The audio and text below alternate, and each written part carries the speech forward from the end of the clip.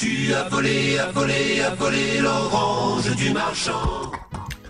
Bonjour à tous, bonjour à toutes. Alors, je vais vous le présenter. Vous l'attendiez sans doute tous. Le fameux Steelbook de E.T. Steelbook avec le 4K Ultra HD et Blu-ray. Alors, quand je dis fameux, c'est parce que quand il a été dévoilé, c'est waouh, ce orange, ce visuel, c'est la cata. Alors, je le dis tout de suite avant qu'on me pose la question, ce n'est pas à moi, ce Steelbook 4K, c'est un pote qui l'a acheté. Moi, j'ai déjà celui-ci, ce Steelbook que j'ai depuis très longtemps, je sais plus si où je l'avais acheté, je me demande si c'est pas chez Noz. Par contre, uniquement avec la version Blu-ray. Moi, j'ai pas la version 4K. Il paraît que le 4K est vraiment top. Alors cette version qui était plutôt pas mal. Alors c'est dommage qu'il y ait ces petits logos ici, Blu-ray Universal en bas, mais avec le Blu-ray et le DVD et pas mal de bonus, avec vraiment un très beau visuel recto verso. Enfin, moi j'aime beaucoup ce Steelbook. Bon, je vais le laisser ici, comme ça on va pouvoir comparer. Moi j'ai la version Blu-ray et puis je vous avouerai que ça me suffit parce que le film je l'aime bien. C'est pas le refilm que je revois souvent. Il paraît que la version 4K Ultra HD est vraiment top avec un HDR magnifique. Mais voilà, pour l'instant j'ai pas vraiment eu envie de faire l'acquisition, sachant qu'il y a aussi un Amari qui existe. Bon là j'étais avec un pote qui voulait absolument le prendre. Donc avant qu'il le déballe, je lui dis passe-moi ça, il faut que je le montre. Alors peut-être que j'aurai une surprise, mais j'avais quand même envie de faire la présentation parce que c'est a priori, en tout cas ce que j'ai pu voir, vraiment des pires steelbooks que j'ai pu voir. Alors de mon propre avis, parce que certains l'ont acheté, j'ai vu sur des groupes Facebook, ils en sont très satisfaits. Hein, donc bon.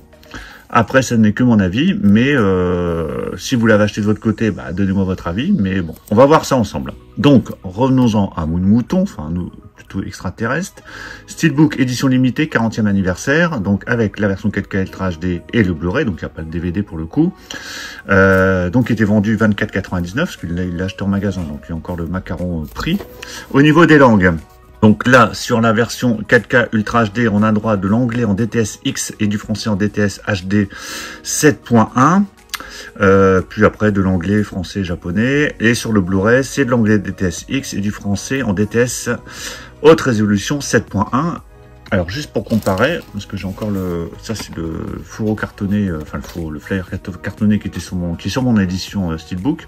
Donc, sur le Blu-ray de l'époque, on avait droit de l'anglais en DTS HD Master Audio 7.1 et du français en DTS 7.1. Et également du Dolby Digital 2.0. Ici, on a du DTS-X en plus, et c'est tout. Donc, au niveau des langues, il n'y a pas grand-chose. Je pense qu'au niveau Blu-ray, ça n'apporte aucun intérêt cette édition. C'est le même Blu-ray que dans la précédente. Par contre, effectivement, il y a le 4K qui est, paraît-il, magnifique. Mais comme je vous l'ai dit, moi, ça m'intéresse pas. Allez, je vais déballer ce Steelbook. Je vais faire très attention parce que ce n'est pas le mien. Mais bon, en général, je fais très attention, il n'y a pas de souci. Voilà, j'ai enlevé le blister. Donc bon point, c'est fixé avec du scotch, oui, un truc adhésif pour le petit flyer. Voilà, comme ça, c'est retiré sans laisser de point de colle. Alors, ce qu'on aurait pu espérer éventuellement, c'est un type cadre qui aurait pu donner un petit côté sympa à ce Steelbook. Mais là, bah, on a un cadre, une illustration cadre orange avec E.T. qui sort comme ça avec son doigt. Ouais, je comprends pas le côté orange. Alors peut-être que c'est un rappel par rapport à son doigt, sans doute. Mais enfin, dites-moi ce que vous en pensez. Mais moi, je préfère largement ce Steelbook avec le côté affiche originale, même si c'est ces petits logos, mais c'est blanc donc ça se voit pas. Que ça, quoi. Non, mais je trouve ça vraiment pas terrible. Pour E.T. quand même, qui est le film de Spielberg, le plus gros succès de l'année 82. Je pense qu'il y avait largement mieux à faire. Ils auraient pu faire un effort, quitte à le vendre un peu plus cher, parce que là, il était vendu 24,99. Quitte à le vendre 34,99 même, mais avec un beau Steelbook, avec un fourreau, enfin quelque chose de vraiment sympa. Là, c'est vraiment très dommage.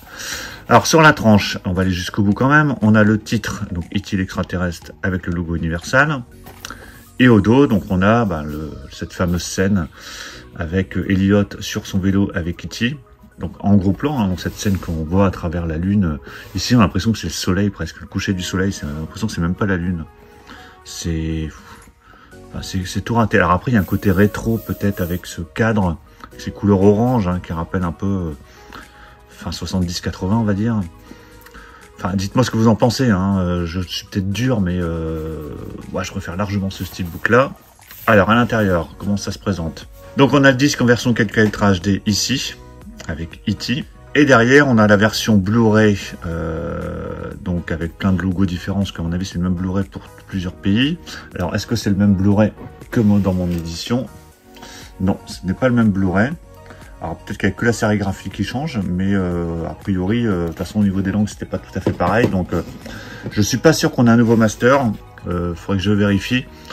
Mais voilà, l'intérêt, je répète, de cette édition, c'est le 4K Ultra HD qui paraît-il top. Après le steelbook, c'est autre chose. Le visuel intérieur, donc là c'est le vaisseau qu'on voit au début et à la fin.